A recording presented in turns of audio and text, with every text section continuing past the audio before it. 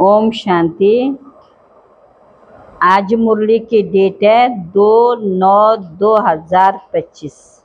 सारे मीठे बच्चे, तुम विश्व में शांति स्थापन करने के निमित्त हो, इसलिए तुम्हें कभी भी अशांत नहीं होना चाहिए। प्रश्न: बाप किन बच्चों को फरमान बरदार बच्चे कहते हैं? बाबा ने उत्तर में बताया, बाप का जो मुख्य फरमान है कि बच्चे अमृत वेले सवेरे उठकर बाप को याद करो। इस मुख्य फरमान का पालन करते हैं। सवेरे सवेरे स्नान आदि कर फ्रेश हो मुकर्रर टाइम पर याद की यात्रा में रहते हैं। बाबा उन्हें सपूत व फरमान बरदार कहते हैं। वही जाकर राजा बनेंगे। कपूत बच्चे तो झाड़ू लगाएंगे। ओम शांति। इसका अर्थ तो बच्चों को समझाया। ओम अर्थात मैं आत्मा हूँ। ऐसे सब कहते जीव आत्मा जरूर, और सब आत्माओं का एक बाप है। शरीरों के बाप अलग अलग होते हैं। ये भी बच्चों की बुद्धि में है। हद के बाप से हद का, बेहद के बाप से बेहद का वर्षा मिलता है। सत्ययुग आदि में संगम पर ले आना चाहिए कलयुग से। ये है सतयुग, नई दुनिया। उनमें एक धर्म होता है तो पवित्रता, शांति, सुख है। तो बाबा ने कहा, किसी को भी समझाना बहुत से शांति और अशांति की बात यहाँ विश्व पर ही होती है। वह तो है निर्वाण धाम, जहाँ शांति और अशांति का प्रश्न नहीं उठ सकता।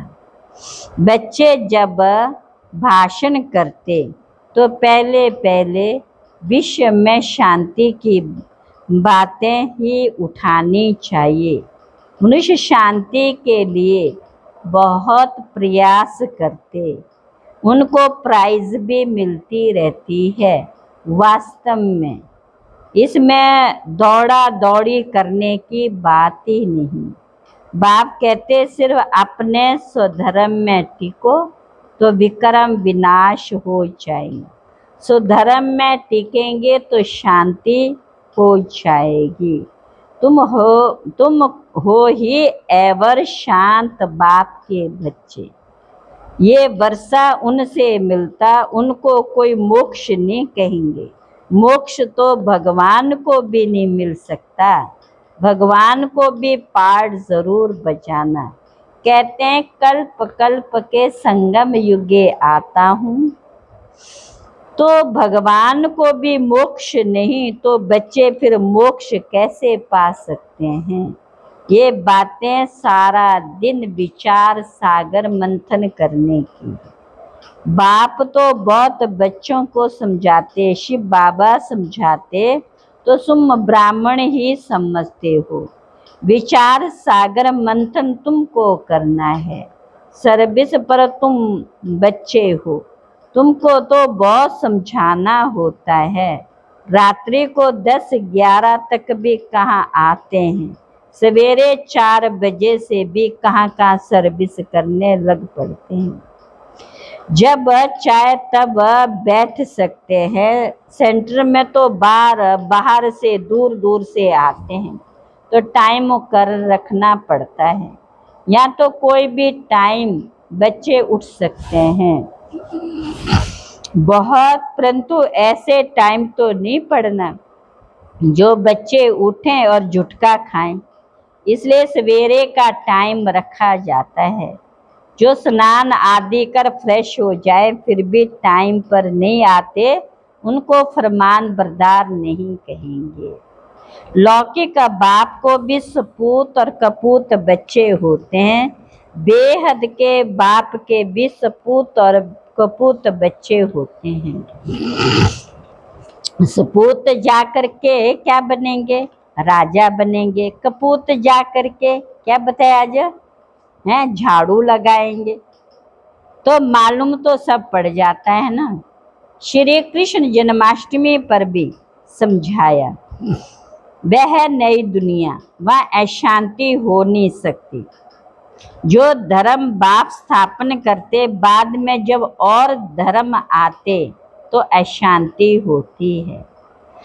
वहाँ है ही शांति। 16 कला संपूर्ण है ना। चंद्रमा भी जब संपूर्ण होता तो कितना शोभता है। उनको फुल मून कहा जाता। त्रेता में 3/4 कहेंगे, खंडित हो गया ना, 2 कला कम हो गई। 25% पुरानी सृष्टि होगी तो कुछ ना कुछ खिटखिट होगी। 2 कला कम होने से शोभा कम हो जाती। स्वर्ग में बिल्कुल शांति, नरक में बिल्कुल अशांति। सतयुग में बिल्कुल शांति, कलयुग में बिल्कुल अशांति। ये सब है, ये समय है जब मनुष्य विश्व में शांति चाहते। इनसे आगे ये आवाज नहीं था कि विश्व में शांति। मनुष्य तो दे अभिमान में होने के कारण सिर्फ कहते विश्व में शांति हो। 84 जन्म अब पूरे हुए, ये बाप ही आकर समझाते हैं, बाप को ही याद करते हैं। वह कभी किस रूप में आकर स्वर्ग की स्थापना करेंगे, उनका नाम ही हेवनली गॉड फादर है। ये किसी को भी पता नहीं, हेवन कैसे रचते श्री कृष्ण को रच ना सके। उनको कहा जाता है देवता। अच्छे गुण वाले को कहते हैं देवता। ये तो जैसे देवता हैं। लड़ने झगड़ने वाले को कहेंगे ये तो जैसे असुर हैं। बच्चे जानते हम बेहद के बाप के सामने बैठे हैं तो बच्चों की चलन कितनी अच्छी होनी चाहिए। अज्ञान काल में भी बाप का देखा हुआ है, 6-7 कुटुंब इकट्ठे रहते हैं, एकदम क्षीर खंड हो चलते। माँ तो घर में सिर्फ 2 होंगे तो भी लड़ते झगड़ते होंगे। तुम हो ईश्वरीय संतान, बहुत बहुत क्षीर खंड हो रहना चाहिए। सती में क्षीर खंड होते, बानका होते हैं, या क्षीर खंड होना तुम सीखते हो तो बहुत प्यार से रहना चाहिए। बाप कहते अंदर में जांच करो, हमने कोई विकर्म तो नहीं किया, किसको दुख तो नहीं दिया। ऐसे कोई बैठ कर अपने को जांचते नहीं। ये भी बड़ी समझ की बात है। तुम बच्चे हो, विश्व में शांति स्थापन करने वाले। अगर घर में अशांति करने वाले होंगे, शांति फिर कैसे करेंगे। लौकिक बाप का बच्चा तंग करता तो कहेंगे ये तो मुआ भला। कोई आदत पड़ जाती है तो पक्की हो जाती। ये समझ नहीं रहती, हम तो बेहद बाप के बच्चे हैं, हमको तो विश्व में शांति स्थापन करनी है। शिव बाबा के बच्चे हो, अगर अशांत होते तो शिव बाबा के पास आओ। ये तो हीरा है, वो झट तुमको युक्ति बताएंगे। ऐसे शांति हो सकती है, शांति का प्रबंध देंगे। तो ऐसे बहुत चलन देवी घराने जैसी नहीं। तुम अब तैयार होते हो गुल दुनिया में जाने। ये है ही गंदी दुनिया, वैशालीन से तो नफरत आती है। विश्व में शांति होगी तो नई दुनिया में संगम पर तो हो ना सके। यहाँ शांत बनने का पुरुषार्थ करते हैं, पूरा पुरुषार्थ नहीं करते तो फिर सजा खानी पड़ेगी। मेरे साथ तो धर्मराज है। जब हिसाब किताब चुकता होने का समय आएगा तो खूब मार खाएंगे। कर्म का भोग जरूर है, बीमार होते हैं वह भी कर्म भोग है ना। बाप के ऊपर तो कोई नहीं है। समझाते बच्चे गुलगुल बनो तो ऊंच पद पाएंगे, नहीं तो कोई फायदा नहीं। भगवान बाप जिसको आधा कल्प याद किया, उनसे वर्षा नहीं लिया तो बच्चे किस काम के। परंतु ड्रामानुसार ये भी होना जरूर है। तो समझाने की युक्तियां बहुत हैं। विश्व में शांति तो सतयुग में थी, जहाँ इन लक्ष्मी नारायण का राज्य था। लड़ाई भी जरूर लगेगी क्योंकि अशांति है ना। बेहद का बाप कहते पहले पहले मुख्य चीज तो समझाओ। ज्ञान अलग और भक्ति अलग चीज है। तुम्हारे में कोई शास्त्र आदि पढ़े हुए नहीं तो अच्छे, पढ़े हुए होंगे तो संशय उठाएंगे, प्रश्न पूछते रहेंगे। वास्तव में जब वानप्रस्थ अवस्था होती है तब भगवान को याद करते, कोई न कोई की मत से। फिर जैसे गुरु सिखलाएंगे भक्ति भी सिखलाते, ऐसे कोई नहीं जो भक्ति ना सिखलाए। उनमें भक्ति की ताकत है, तब तो इतने फॉलोअर्स बनते। फॉलोअर्स को भक्त हैं पुजारी कहेंगे, यहाँ सब है पुजारी। वहाँ पुजारी कोई होता नहीं, भगवान कभी पुजारी नहीं बनता। अनेक पॉइंट समझाई जाती, धीरे धीरे तुम बच्चों में भी समझाने की ताकत आती जाएगी। अभी तुम बतलाते हो श्री कृष्ण आ रहा है, सतयुग में जरूर श्री कृष्ण होगा, नहीं तो वर्ल्ड की हिस्ट्री ज्योग्राफी कैसे रिपीट होगी। सिर्फ एक श्री कृष्ण तो नहीं होगा, यथा राजा रानी तथा प्रजा होगी ना। इनमें भी समझ की बात है। तुम बच्चे समझते, हम तो बाप के बच्चे हैं। बाप वर्षा देने आए हैं, स्वर्ग में तो सभी नहीं आएंगे ना त्रेता में सब आ सकते। झाड़ आहिस्ते आहिस्ते वृद्धि को पाता रहता है। सृष्टि रूपी झाड़ है, वह आत्माओं का झाड़। या ब्रह्मा द्वारा स्थापना, फिर शंकर द्वारा विनाश, फिर पालना। अक्षर भी एक कायदे से बोलने चाहिए। बच्चों की बुद्धि में ये नशा है। ये सृष्टि का चक्कर कैसे फिरता, रचना कैसे होती। अब नई छोटी रचना है ना, ये जैसे भाझोली है। पहले शुद्र हैं अनेक, अशुद्र हैं अनेक, फिर बाप आकर रचना रचते ब्रह्मा द्वारा। ब्राह्मणों के ब्राह्मण को बानका ब्राह्मण, ब्रह्मा द्वारा ब्राह्मणों के ब्राह्मण हो जाते चोटी।